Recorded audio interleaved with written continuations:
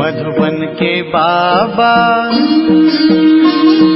मधुबन के बाबा मुरली वाले, आपका क्या कहना, आपका क्या कहना। ओम शांति। आज 6 मार्च 2024 के साकार मधुर महावाक्य है। आज मीठे मीठे बाप दादा बोले, मीठे बच्चे, तुम्हारी अब वानप्रस्थ अवस्था है, क्योंकि तुम्हें वाणी से परे जाना है, इसलिए याद में रहकर पावन बनो। बाबा ने कहा, मीठे बच्चे, तुम्हारी अब वानप्रस्थ अवस्था है, क्योंकि तुम्हें वाणी से परे घर जाना है, इसलिए याद में रहकर पावन बनो। बाबा ने आज प्रश्न पूछा कि ऊंची मंजिल पर पहुंचने के लिए किस बात की संभाल जरूर रखनी है, और उत्तर में बाबा ने समझाया, आँखों की संभाल करो। यही बहुत धोखेबाज है। क्रिमिनल आंखें बहुत नुकसान करती हैं, इसलिए जितना हो सके अपने को आत्मा समझ बाप को याद करो। भाई भाई की दृष्टि का अभ्यास करो। सवेरे सवेरे उठ एकांत में बैठ अपने आप से बातें करो। भगवान का हुक्म है, मीठे बच्चे, काम महाशत्रु से खबरदार रहो। ओम शांति। मीठे मीठे रूहानी बच्चे यह तो समझ गए हैं, क्योंकि यहाँ समझने वाले ही आ सकते हैं। यहाँ कोई मनुष्य नहीं पढ़ाते हैं, यह तो भगवान पढ़ाते हैं। भगवान की पहचान भी चाहिए। नाम कितना बड़ा है, भगवान, और फिर कहते हैं नाम रूप से न्यारा। अब है भी जैसे प्रैक्टिकल में न्यारा। इतनी छोटी बिंदी है, कहते भी हैं आत्मा स्टार है, जैसे वह स्टार छोटे तो नहीं है। यह आत्मा स्टार तो सच सच छोटी है। बाप भी बिंदी है। बाप तो सदा पवित्र है। उनकी महिमा भी है ज्ञान का सागर, शांति का सागर। इसमें मूंझने की कोई बात नहीं। मुख्य बात है पावन बनने की। विकार पर ही झगड़ा होता है। पावन बनने के लिए पतित पावन को भुलाते हैं, तो जरूर पावन बनना पड़े ना। इसमें मूंझना नहीं है। जो कुछ पास्ट हुआ, विघ्न आदि पड़े, नई बात नहीं है। अबलाओं पर अत्याचार होने हैं, और सत्संगों में ये बातें नहीं होती हैं। कहीं भी हंगामा नहीं होता। यहाँ हंगामा खास इस बात पर ही होता है। बाप पावन बनाने आते हैं तो कितना हंगामा होता है। बाप बैठ पढ़ाते हैं। बाप कहते हैं, मैं आता भी वानप्रस्थ अवस्था में हूँ। वानप्रस्थ अवस्था का कायदा भी यहाँ से ही शुरू होता है। तो वानप्रस्थ अवस्था वाले जरूर वानप्रस्थ अवस्था में ही रहेंगे, वानप्रस्थ में ही रहेंगे। वाणी से परे जाने के लिए बाप को पूरा याद कर पवित्र बनना है। पवित्र बनने का तरीका तो एक ही है। वापस जाना है तो पवित्र जरूर बनना है। जाना तो सबको है, 2-4 को तो नहीं जाना है। सारी पतित दुनिया को बदली होना है। इस ड्रामा का किसी को भी पता नहीं है। सतयुग से कलयुग तक ये ड्रामा का चक्र है। बाप कहते हैं, अपने को आत्मा समझ बाप को याद करना है, और पावन भी जरूर बनना है। तब ही तुम शांति धाम और सुख धाम में जा सकेंगे। गायन भी है कि गति सदगति दाता एक ही है। सतयुग में बहुत थोड़े होते हैं और पवित्र होते हैं। कलयुग में है अनेक धर्म और अपवित्र हो पड़ते हैं। यह तो सहज बात है, और बाप पहले से ही बता देते हैं। बाप तो जानते हैं कि हंगामा होगा जरूर। ना जाने तो युक्तियां क्यों रचे कि चिट्ठी ले आओ कि हमको ज्ञान अमृत पीने जाना है ना। क्योंकि बाबा को तो पता ही है कि हंगामा होगा, तो इसके लिए बाबा कहते हैं तो फिर युक्तियां क्यों रची, इसीलिए तो रची। जानते हैं कि ये झगड़ा होने की भी ड्रामा में नूंद है।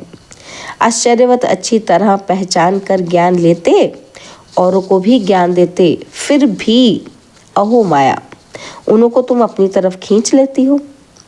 ये सब ड्रामा में नूंद है। इस भावी को कोई टाल नहीं सकता। मनुष्य सिर्फ अक्षर कह देते हैं, परंतु अर्थ नहीं समझते हैं। बच्चे, ये बहुत ऊंची पढ़ाई है। आंखें ऐसी धोखेबाज हैं, बात मत पूछो। तमो प्रधान दुनिया है। कॉलेजों में भी बहुत खराब हो पड़ते हैं। विलायत की तो बात ही नहीं पूछो। सतयुग में ऐसी बातें नहीं होती। वो लोग कह देते कि सतयुग को लाखों वर्ष हो गए हैं। बाप कहते हैं कल तुमको राज्य भाग्य देकर गए थे, सब कुछ गवा दिया है। लौकिक में भी बाप कहते हैं इतनी तुमको मलकियत दी, सब गवा दी। ऐसे भी बच्चे निकल पड़ते हैं जो धक से मिल्कियत को उड़ा देते हैं। बेहद का बाप भी कहते हैं कि मैं तुमको कितना धन देकर गया, कितना तुमको लायक विश्व का मालिक बनाया। अब ड्रामा अनुसार तुम्हारा क्या हाल हो गया है? तुम मेरे वही बच्चे हो ना? कितने तुम धनवान थे, ये है बेहद की बात जो तुम समझाते हो। एक कहानी है, रोज कहता था कि शेर आया शेर आया, परंतु शेर आता ही नहीं था। एक दिन सच सच शेर आ गया।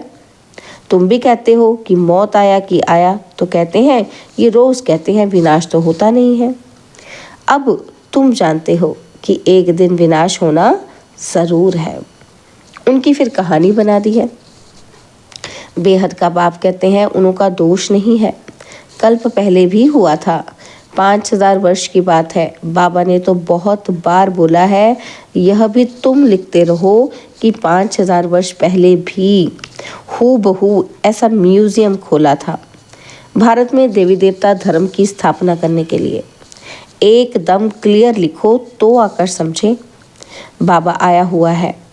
बाप का वर्षा है ही स्वर्ग की बादशाही। भारत स्वर्ग था। पहले पहले नई दुनिया में नया भारत हेवन था। हेवन सोहेल, ये बहुत बड़ा बेहद का ड्रामा है। इसमें सब पार्टधारी हैं। 84 जन्मों का पार्ट बजाए अब फिर हम वापस जाते हैं। पहले हम मालिक थे, फिर कंगाल बने, अब फिर बाबा की मत पर चलकर मालिक बनते हैं। तुम जानते हो हम श्रीमत पर कल्प कल्प भारत को स्वर्ग बनाते हैं। पावन भी जरूर बनना है। पावन बनने के कारण अत्याचार होते हैं।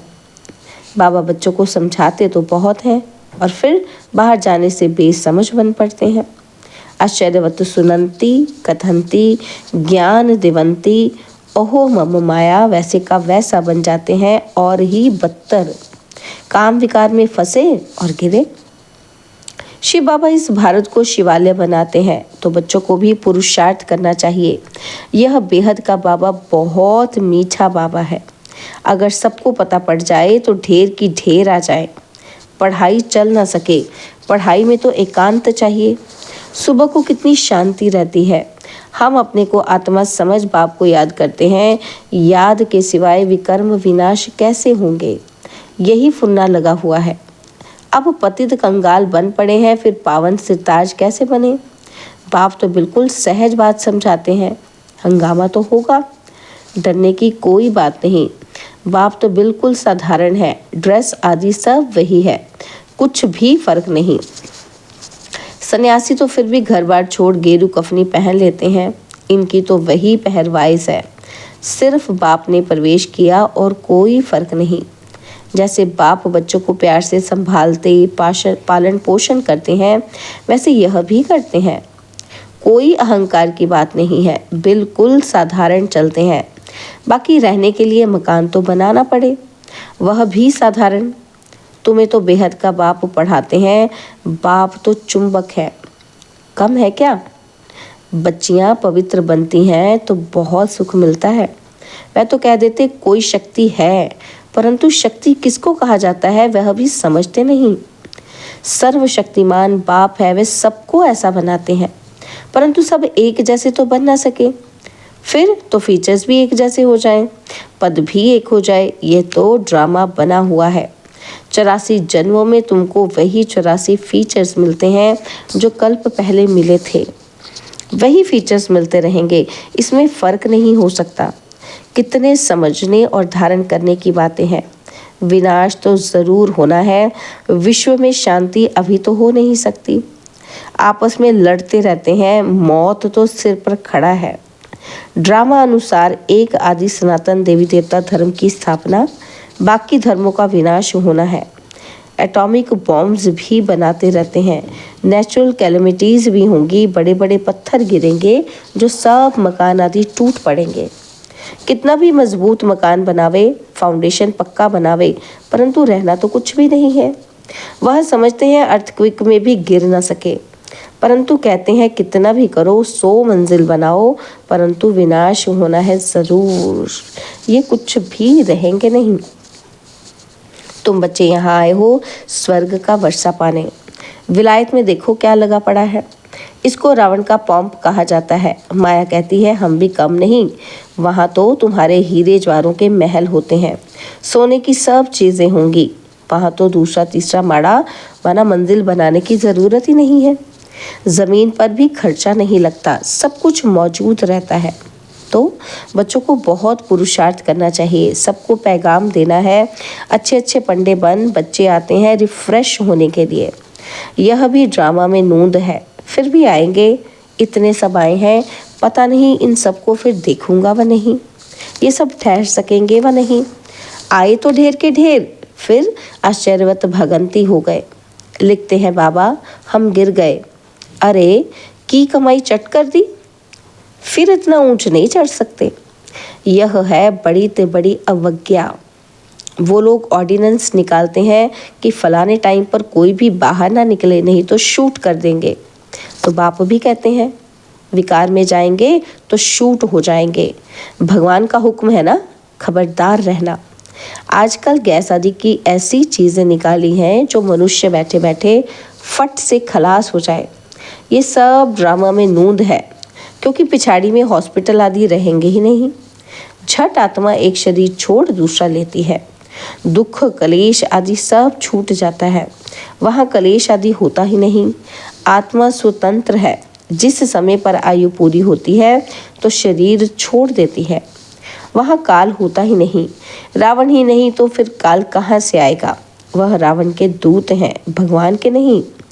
भगवान के बच्चे तो बहुत प्यारे हैं। बाप कभी बच्चों का दुख सहन कर ही ना सके। ड्रामा अनुसार कल्प का 3 हिस्सा तुम सुख पाते हो। बाप जो इतनी सुख देते हैं तो उनकी श्रीमत पर चलना चाहिए। यह अंतिम जन्म है। बाप कहते हैं ग्रस्त व्यवहार में रह अंतिम जन्म में पवित्र बनना है।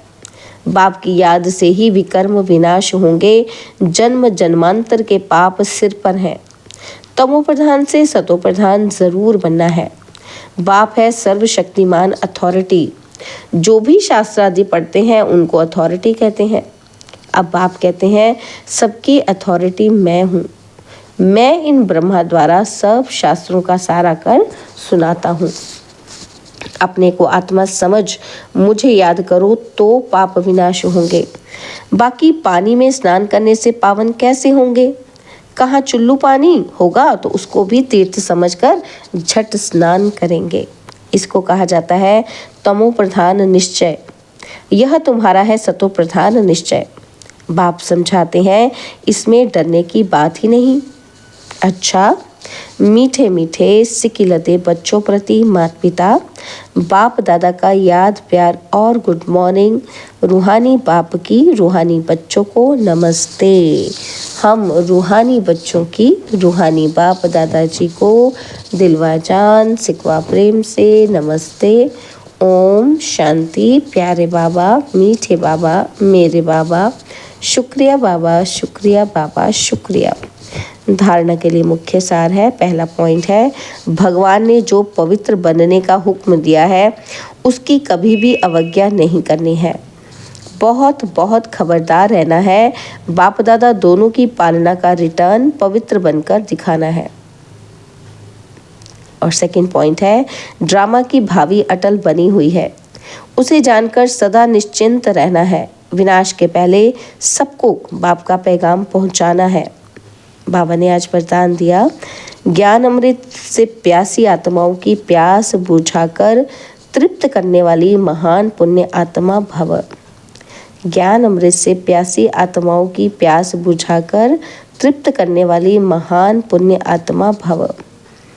किसी प्यासे की प्यास बुझाना ये महान पुण्य है।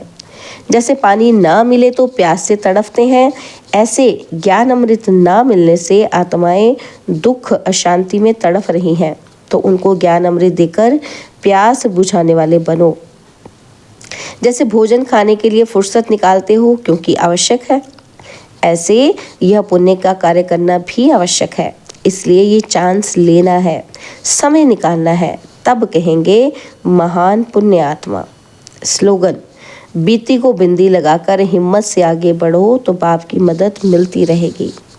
बीती को बिंदी लगाकर हिम्मत से आगे बढ़ो तो बाप की मदद मिलती रहेगी। ओम शांति।